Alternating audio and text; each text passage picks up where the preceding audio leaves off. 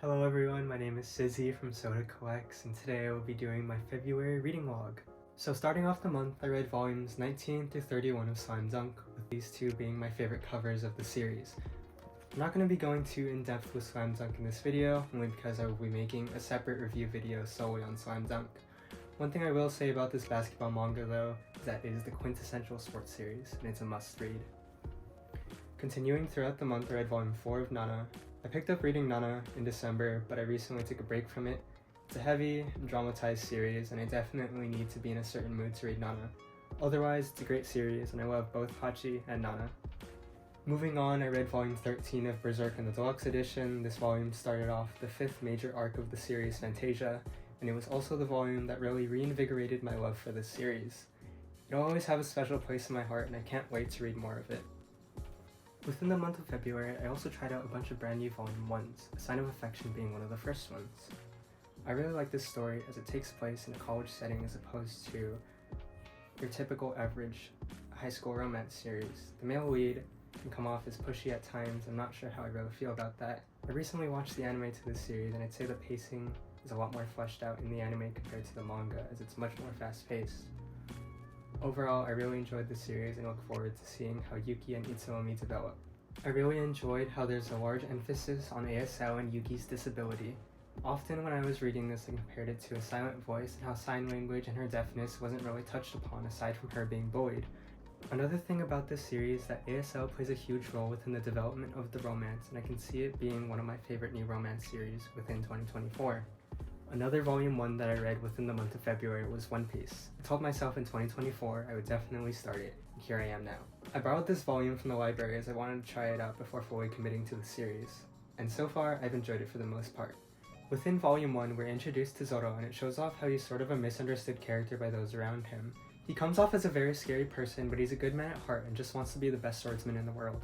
As you read through this volume, towards the end you also met Nami, and I'm looking forward to knowing more about her. She comes off as this very scheming person who has her own motives, which I really enjoy. Luffy as a main character is pretty funny, and his unique ability to stretch and be rubbery is something that I've never seen before. This first volume had a really episodic feel to it, but I know if I continue to read, there will be more of a linear storyline. Overall, it was a really fun volume 1, and I will be continuing to read One Piece in the near future. Another volume 1 that I began reading within the month of February was Fruits Basket. So I've already watched all of the anime for Fruits Basket a few years ago, and I remember absolutely adoring it. So when I got the chance, I finally picked up volumes 1 and 2 for myself. One thing that was definitely an adjustment was how much the art style differs from the anime to the manga. The anime has more of a modern look to it, and some of the proportions of these characters within the manga are definitely interesting. The series follows the lead girl on the cover, Toru, as she begins living with her two classmates, Yuki-soma and Kyo-soma. And the Soma family has one big secret. When they're embraced or touched by the opposite sex, they turn into one of the animals of the Chinese zodiac. Yuki being the rat, and Kyo being the 13th animal, the cat, who's always left out. It starts off very slice-of-life-esque, but quickly becomes one of my favorite romance drama series. So the final volume for the month of February I read was Sakamoto Days.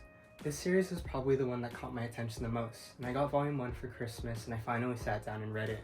It definitely blew away my expectations and redefined how fight choreography in manga should be portrayed. When I say Sakamoto Days has some of the best fight scenes in manga, it really does, and this is just from the first volume. It starts off really snappy and it continues that same action throughout the first 7 chapters, and it takes no time to establish that this series means business.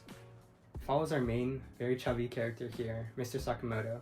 He's a retired hitman who just wants to live his days with his family in the convenience store that he owns. And it's very similar to John Wick in the sense that he can never really escape his ex-hitman past.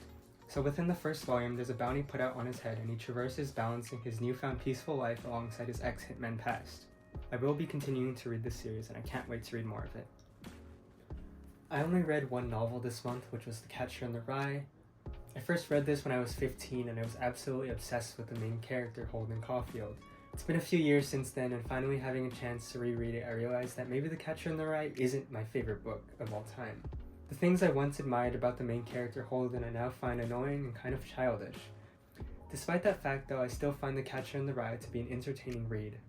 So a series that I recently unhauled in the month of February was Rurouni Kenshin, volumes 1 through 19. The series was good in concept with his philosophies and how the main character Kenshin dealt with moving on from his regretful past. However, my main issue with this series was its snail-paced storytelling and the action along with its uninteresting cast of characters.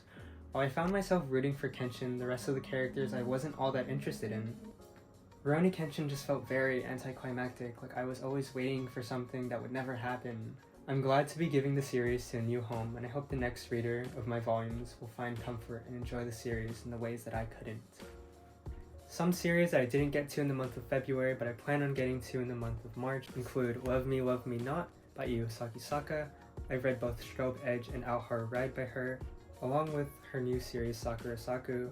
This is the one series that I have not read but I own the complete collection of and I plan on reading very soon. Another series that I own the complete collection of and I haven't read is Dead Demons DDD Destruction by Inio Asano. I loved Goodnight Pun Pun and I was loving this one as well. I read up to volume 4 but I just haven't had the motivation to continue reading it. But I will continue reading it shortly, so just bear with me. Another series that I desperately want to read but I haven't yet is Soul Eater in these beautiful perfect editions. I picked these up for Christmas and I just haven't gotten around to them yet. Ever since finishing Slam Dunk, I've had an itch to continue reading new sports series, and this is one of the best contenders. I read up to volume 3 and I've watched the anime and I absolutely adore Blue Lock. So I hope to continue reading this very soon. And that is it for my reading log for the month of February. I hope you enjoyed and had some insight for some series that you maybe want to consider trying. If you have any feedback for me, leave it in the comments below. Make sure to like and subscribe, follow my Instagram, link in bio. I hope you enjoyed the video. As always, stay happy, stay healthy, stay safe. Bye bye.